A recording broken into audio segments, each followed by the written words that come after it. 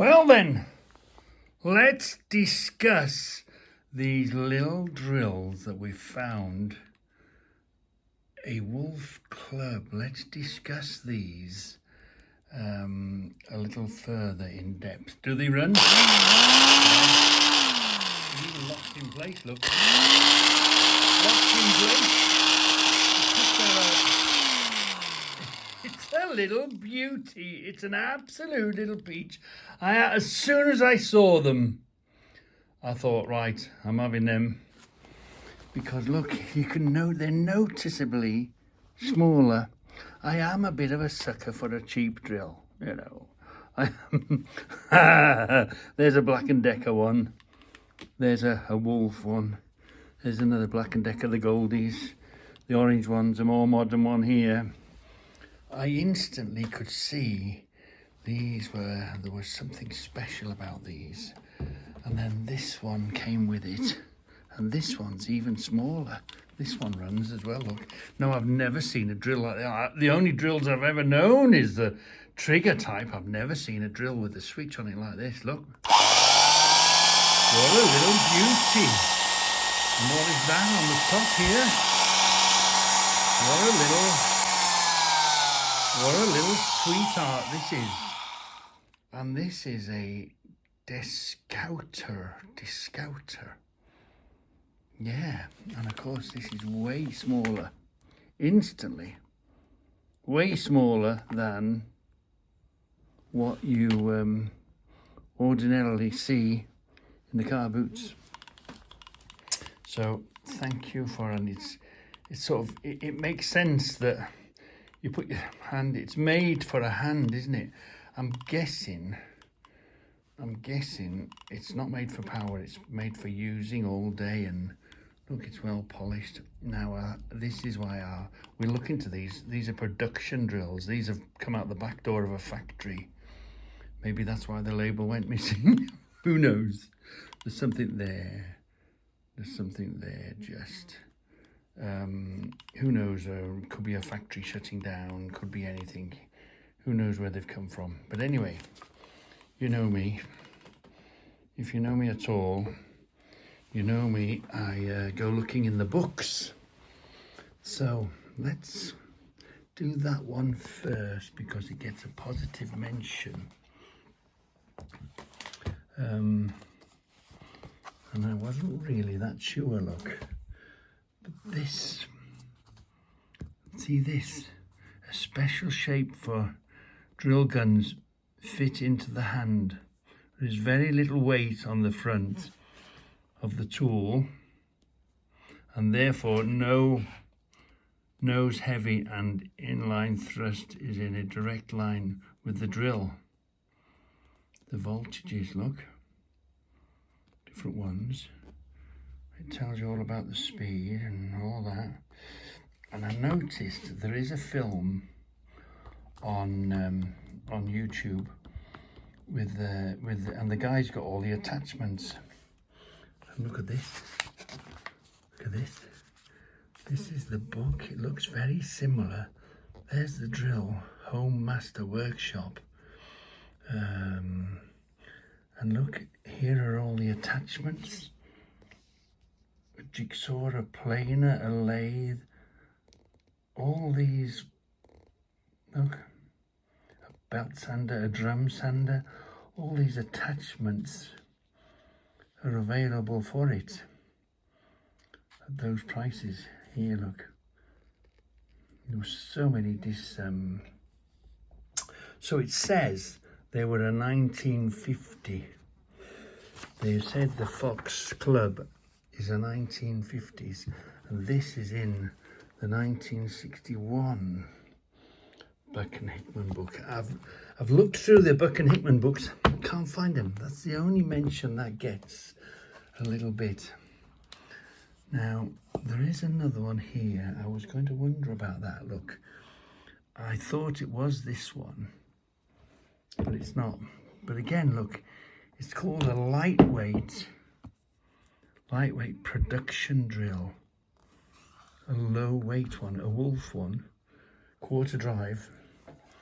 Not quite the same, but they are doing them, aren't they? And we reckon this book was the 1940s, this one. We thought this one was a 1940s book. This is the HSS Limited. So we've been sort of flicking through them. That's the great thing about these books. You can just flick through them and you might accidentally bump into one somewhere. Not always in the index or a description. Maybe they're selling something, part of it or something. So anyway, that's how I found that one. And then we'll come to this one now. This one, Bedford in Luton Randalls Limited. And again, look, it's a wolf, but it's a Wolf Grand Prix. I was going to look at that because I thought this was that, because of this thing, because I haven't seen a drill with this on the top before, whatever that is. Is that where the brushes go? Are they made a different way or something? But I haven't even found one yet with the separate switch on the side. So I found them fascinating, absolutely. The first one, and I do like this. When you look at these 50s, 60s, they were the aluminium cases, weren't they? The cast cases, and they were. So this is a beautiful thing, and it makes sense when you. Well, how would you hold this? I guess you'd hold it that way. Maybe a precision drill or something. Maybe put your thumb there. Here's your stick on. Obviously, you're not drilling big holes. Quite fine holes, but you'd be happy to use this all day, every day. Boom, boom, boom. Before, because this is the date before machines and when computers took over, and you know everything was done by hand. I mean, I wonder what it was making and how many hours this has got on it. It would be fascinating to know, wouldn't it? Yeah. But is that a description of the drill, or is that the drill itself? I don't know. I haven't found anything more about that. We've got quite a bit of digging to do. But that name, Desoutter. And it's definitely mentioned in this book as a Desoutter. Look. So we've got the wolf, we've got a Black & Decker Desoutter. So it must have been a make. Yeah, maybe a different make or something. I haven't seen that. I've never thought of a Desoutter drill. And then this one, the little wolf. And this one's got the plate on it. It's a little wolf cub. And if you go on eBay, I paid 10 quid each for them. Thanks to Rob borrowing me the money. I'm not a cat. I'm one of these, if I've got it in my pocket, I'll spend it. But if I've even got access to it, so if I went with 50 quid, I'd spend 50 quid. So I only took 30 quid with me. But I know Rob carries a slightly better kitty than I do. Float than I do, shall we call it. You got any money, Rob? Yeah. Oh, so I just went to the cash machine and give it back. But, you know, if you've got that facility, I think I would have said, put them to one side. I'll go to the cash machine. I'll come back, because I hadn't seen these. As soon as I saw them on the floor, they're small and beautiful, aren't they? They took my eye instantly. Yeah. So they range between 25 and 30 odd quid. So for a 10 quid each, that was a good buy, I thought. And the bonus is, look at them, they're running. This one's running.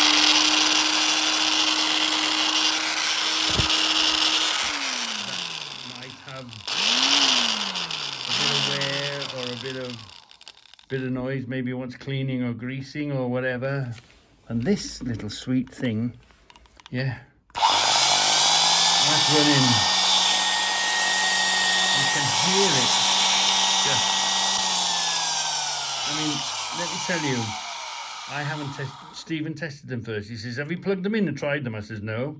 Well, haven't you tested them? I says, I've been waiting for you to come. So, because these things, the only trouble with these things, they can kill you. Yeah, if the wiring is wrong on them and you plug them in, just before the fuse blows or before the trip trips, it gives you a kick, doesn't it? But anyway, this one, they're sweet, aren't they? They really are sweet. And yes, I am a sucker for a cheap drill in the car boot, you know what I mean? But yeah, absolutely fascinating. And of course, looking through the books, I need to do a bit more. I've got that's part of the enjoyment of collecting this sort of older stuff. You collect the gear, then you collect the books, and then you try and identify them positively. And it's great with these old books. First of all, it's got the price in them, but on the books themselves, they put the date on. So we definitely know that's 1961. This is a 1961 book, and we know it's here, don't we? Yeah. So we're on the trail. We're doing okay. Does it deserve a bit more investigation? But I'm really pleased with them. Really, really pleased with them. The moment I saw them, they stood out to me. They were screaming at me, going, "Buy me, buy me, buy me!" I heard you ask the question, Reggie, do you pick up drills? Well, they're so cheap, and when you're doing a job, maybe you're making 2 different holes, a pilot, and then you're drilling the hole, and then you're going to countersunk at the end of it or whatever, and you've got to change a bit. I know some of them clip in and out and whatever, the more modern ones, but if you've got that sort of job where you've got to keep changing the bits, just buy these for the price you'll pay for these in the car boots. So you want to drill a pilot hole, yeah, bang, and then you drill your main hole, yeah, bang, and then you might want to deburr it or put a little bit of a countersink on it, so bang, there's another one. It just saves you from changing. If you're doing, several, if you're making a project or whatever, for the price you'll pay for them, they're so cheap and they'll last forever. It's just like having a second or a third hand. Pass me this, will you? Oh, pass me that. You have 3 of these, all got the different bits that you need in them. When you're doing a little project, it'd be just fine. Yeah, it's great. Just like having someone pick that one right. This orange one first, then the white one, then the gold one. They're well worth. They're very handy when you're doing lots of holes, Well, look what I found. Oh, now I know, John, you've got this book. Scoutcrafter John has got this book, and James from Time Flies in the Shop has got this Buck and Hickman 1964 book, because I sent it to them. Anyway, in page 262, we have found the same drill, haven't we? Desoutter fits in the hand, there's very little. It says the same thing, look, but this seems to have a trigger.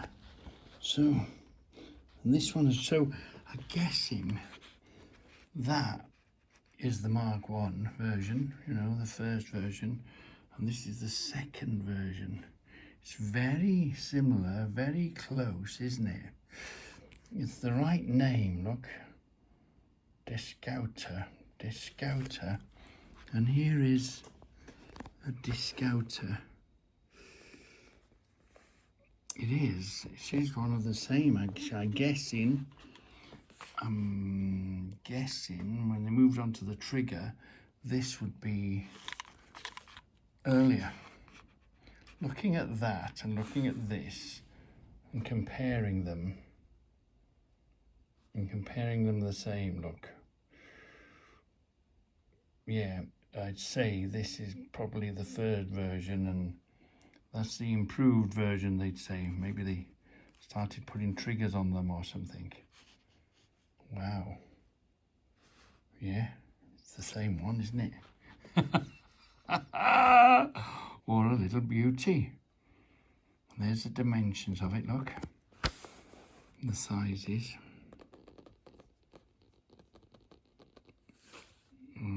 The weights. And of course the price. What was this? £9. Ooh, £9 would have been quite dear. I'd say it's quite a dear drill. I don't know what the equivalent Black & Decker one might be, or a Stanley drill, or even a Wolf.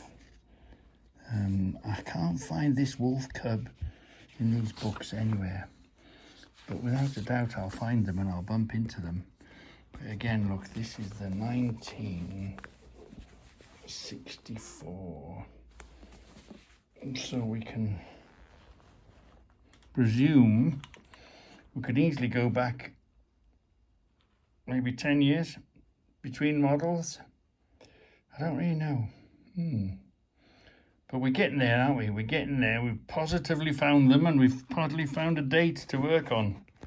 Ooh, lovely. Look what we found. Look what we found. We found our drill. Look at this.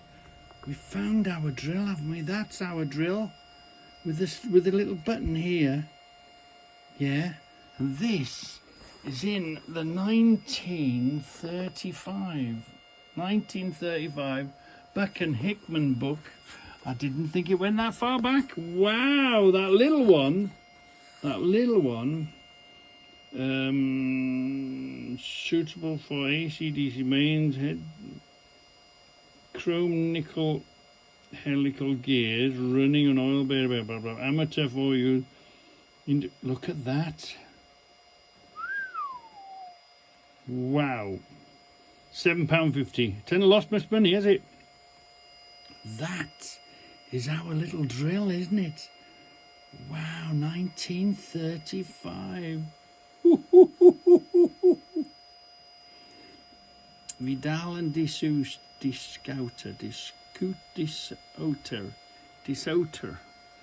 I was just looking at a few other electrical drills, and I just tell, that's the good thing about these pages, these books. You can find and come across stuff, you know. Wow,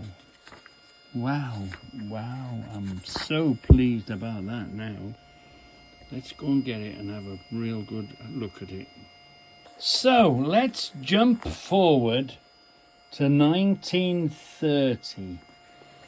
How did people drill a hole in 1930? Well, the self-feeding post drills, have you seen them? They're quite big mechanisms, aren't they? We have got a bench drill here with a big flywheel on the top of it. Yeah, there's a bench drill there. Union, we've got these. We've got some of the, not quite these. We've got similar in the back, and we've got three or four of these. There we are. 2-speed hand drills. That's how you drilled a hole in them days. Hand drill your holes. Wow, look at this. Yeah, and then Miller's Falls again, look. Portable drilling machine, hand-driven drills, post drills, heavy-duty bench drills, good old Pratt bench drills. Yeah, Miller's Falls ones. There we are. Bench press again, hand-driven. No sign of a motor yet. We're still on hand drills and egg beaters and pushing in breast drills. You'd be pushing and leaning into these things, wouldn't you? Yeah, some of them have got 2 gears, so we are improving slightly. Look how many hand drills. Oh, it was hard work.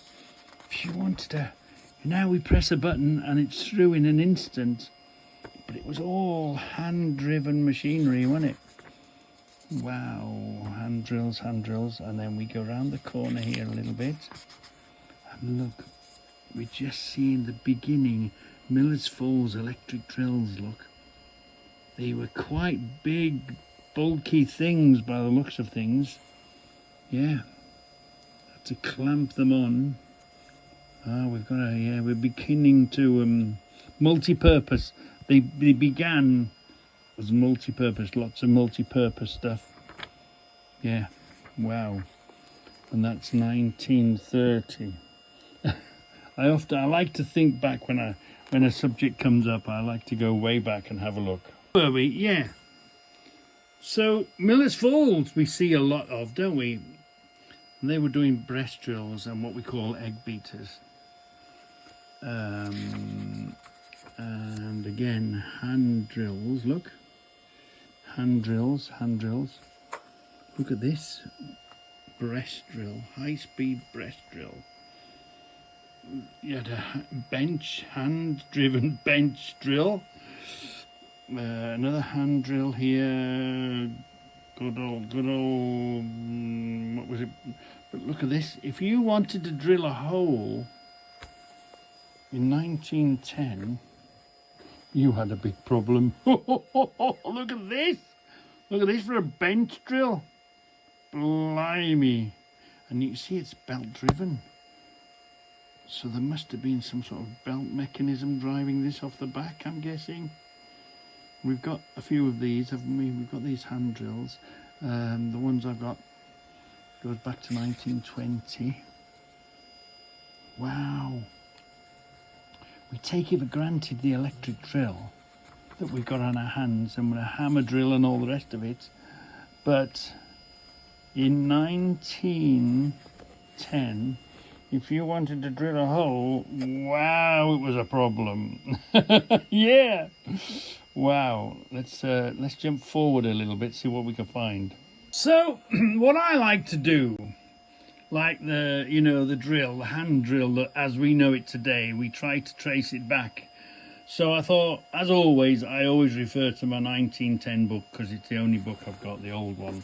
And I know then there was no electric motors, it was all belt driven. All the machinery was driven by belt and shafts through mills and all that sort of a thing. All belt driven, look. Anyway, I thought I'd have a quick flick through and see, we'll just have a quick flick through what they were. Oh, let's have a look first. Hold on a minute, wait. Look, it is, it's the very same item, isn't it? Is it the very same item? I think it is, you know. Look, it's there. See the front of it? Looks the same. Yeah, let's put 2 fingers here and a hand there. Hold on, let me switch that off. Were we? Look at that. That way. Little finger there, that way. This there. There's the switch. You see the little switch behind there? There's the little on-off button. That is that, isn't it? That is that. I don't know what this is. What is that little round piece here? The label's the same, goes across the top. Has it got the thing on the top of it? Yeah, look, it's got there's a shadow of this on the top, isn't there? There's a shadow of that there on the top. Here is the switch that is behind the thumb. Here is the blast label that should be there. I don't know what that is. Is that a sticker or what is that? But here's the screw here. And here are the 1, 2, 3, 4, 5, the holes going around. These are the holes going round. Here's the front of it. That is, and look, it's the name there, the Desoutter is there. There's Vidal Desoutter. And let's come back out of there. No trickery. 1935 Buck and Hickman book. Ooh. Oh, that's why I so love looking and searching and going in the books, because you find, I found this accidentally almost. Wow. Let's go see if we can, I don't know if there's Wolf in this book. Let's go see what Wolf is doing at this time. Miller's Falls is producing drills, and they're producing attachments for Miller's Falls drills, look. But again, look, it's all hand cranked. It was hard work in them days, wasn't it? Big breast drills. Wow. Oh yeah, and the Miller's Falls here. Bench drills. or yeah, a bit more sturdy. Combination breast drills, look, geared. Bench drills, I should say, but again, hand cranked. Look, these are well in vogue now, aren't they? Yeah, these bench drills. Wow, and the post drills. Yeah. So, something you take for granted, something you buy for a couple of quid in the car boot, and yet they have a massive history. I know it doesn't get much attention, but we have got the hand drill, the 1005. Yeah, and we've got its smaller sibling here, the 1003. The Yankee 1003 here. These go back 1920, this mechanism, this automatic feeding mechanism. So we've got, and that was the way to drill a hole in them days. A lot of arm power. If you wanted to drill a hole. And this winds up, look, sweet little things these are. This comes up and down, and that goes down, and it automatically self-feeds. And we've got another one here, which started it all off. I bought this one so that we can copy to replace the top of this. Yeah. Let's go and have a look at a few more older drills and establish the age of them. These are 1920. The adverts for these are in and around the 1920s. We've got the hand bench drill, the Union hand bench drill, and again, you feed these in or you click them in. There's something pleasant about listening to that mechanism, but I'm sure if it was your job to drill holes in something in them days, it wasn't quite so pleasant sounding. Yeah, but they're lovely. These, it's funny, you know, how value of things. You do see these around, knocked about, rusty. This was as rusty as hell when it came in. Probably repainted. I've give 100 quid for most of these, 100 quid plus. This one's in its Union colour, its original colour. So, depending on how you value things. But these haven't moved.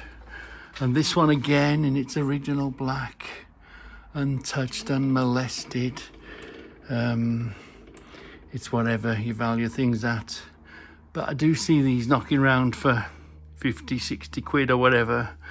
But I've paid way over 100 quid for these each at that time. But it's funny how things change now. Check these out. These have come down in value slightly. But let me show you what's gone up in value. These crazy mothers. Wow. Somebody said there were more, you could see them in America more, but over here, I think I'd give 40 quid for that. Where the value of that is in this deck, the shape and the shaft is complete. It's not a snapped shaft. That I think I paid 100 quid for. And this one I bought, I didn't know I was buying it. I thought I was buying one of them, but I bought one of these. 30 or 40 or 50 quid I think I paid for this one. A complete, you went to get it and whoo, it was a surprise, great. But this thing, these two now, on their own, I've seen them for 500, 550 quid. It's funny how some tools go through the roof and some tools stay the same. It's mad, isn't it? But I just, they just sit here. They're, you know, they're good pieces just to show in your garage sort of thing. Yeah, well, full and cluttered garage, nevertheless. But yeah, these things, if you ever see these in your car boot on your sale, grab them and hit the bloke with the soggy end, because they have ridiculous money for these things now. Oh, they've arrived. They're made by Tsenoda, look.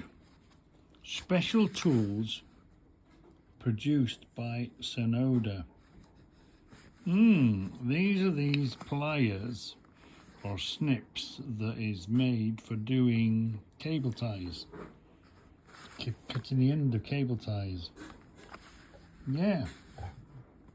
Turn the box over.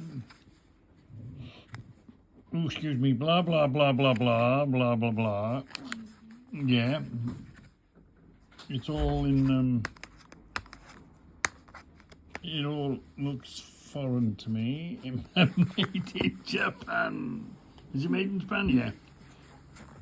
So let's take them out of the packet. Hold on a minute. It's not that horrible sealed bubble wrap. So bubble blister pack, is it? They've got this, so if you wanted to, you could put them back. Now, instantly, you pick them up, you think, oh, there's a bit of weight in that. There's a bit of quality in that. And you see how it's, yes, it's a cutter. But yes, it's a cutter, look, that's in focus now. But it's got this bit here that enables you to grip the cable tie and tighten it up and then cut it flush. So let's take it over to the wing. Let's take it over to the wing and let's, we've got 2 cable ties we've got to do on the flags. So let's go and do that next. So we're going to use these 2 cable ties because it clicks right the way to the end. This one's going to be a really tight one, isn't it? And we're going to actually no, it doesn't come right to the end. Let's check out the others. So this is what we've got to do. We've got to bring these flags down here now, haven't we? When we had it up here, wow, did it go mad. It went completely balmy. But I think this is a replacement. I'm not sure this is an original Goldwing. I think this is a replacement area. Somebody's lost it or put it on because there's quite a bit of play. And this thing goes absolutely crazy. So we're going to put these in here and see how it works out. Yeah, that needs to, we need to remember that this comes up and down. Oh yeah, but it doesn't, to be able to fold the aerial, but it doesn't come above there anyway. So I think we're okay, yeah. Let's try it. So the tightening motion allows you to get that little bit extra pull, gets you one extra click. Yeah, this little gripping bit on the back here allows you to get one little extra grip, and because this will cut it flush, you haven't got the bit sticking out, so we can make that disappear in there and hide, and at the same time hold the flag down. We've got a little cable tie here which is pulled really tight, so that stops it going down. That will allow this to come up, give that plenty of play. This is here now. That I've got one stuffed in there. I mean, if it got really sloppy, it would we'd probably put a hole and cable tie the whole thing on, but it's going to be just fine. It's going to stop it down here, clear there, and it's going to stop it rising up. Because what they try to do is they try and rise themselves up and try to escape, but that's not going to escape, and that's going to stop there. So there's this side done. So we've got a cable tie holding it up inside there. We've got a cable tie here, so that'll stop it from climbing up and moving. That one's the same, that side. Obviously when it gets a bit of weather and a bit of rain on it, the material might stretch a little bit, you know, but for now they're going to be good and secure and stay down here and won't ride up and escape. Yeah, that one the same, but it was giving this one pure hell. It don't take much to give this a wobble in. Watch, let me just hold it there and watch how much wobble there's in this thing. It was going bananas. Whereas this one, you do the same to that. Look, it's slightly more secure. It doesn't go quite so mad. So yeah, we'll try that. And we'll have these here, they are okay. I don't know what else we've got. We have got, I don't know if we're going to take the big flag with us next weekend. We might not. And we've got quite a few hours travelling. So it might be worth re-securing these. But what you get, look, ordinarily, it looks a bit untidy, doesn't it? But you can get right in close, and you can just snip them. Just tidies them up a bit. Okay, maybe I should have cut that a bit closer in the first place, but look. A delivery from HGB Ruislip, the Honda dealer in Ruislip. You've seen this before. We use them all the time. 140 quid. We've got the gasket to go around behind the casing. It is a Honda genuine part. We've got this one here. Is it a Honda genuine part? I wonder. Yeah, there's a good chance it's a Honda genuine part. And do you know what? Isn't it crazy? The crank sensor we organised to sort out, and I've sent off for it, and we're going to get that fitted. Put that on, unplug it, replace it. And isn't it stupid that this is for the Goldwing and the crank sensor's gone on the Focus? How can two unrelated afford a Honda Goldwing crank sensor go, and then the Ford crank sensor's gone as well? We'll see tomorrow, Tuesday, what happens with the other one. But we're just going to try this one. It's about one of the common faults of where they churn and don't start. So that should be easy enough to do. Just replace that, unplug it in, unplug it out. It is a swine of a job, but I've been told that Appleyard built those. It was only Appleyard that built these EMLs, and for the UK anyway. And it meant to have ABS pumps on it, and the trikes don't have the ABS pump on it. So the Appleyard took them off and sold them. So which has given us the space, because it's behind the ABS pump, underneath the airbox. And we've had it in bits, and we've just changed the air filter, haven't we? Do you remember it was trying to chew a carpet? So we already had it in bits, so hopefully the plan is we'll be able to stuff a hand in and plug it. And he said to me, well, at worst, if you can't get to the plug, just chop the end of this, put the white and the yellow together, make a connection. It's not often, is it, the plug itself that's causing the trouble?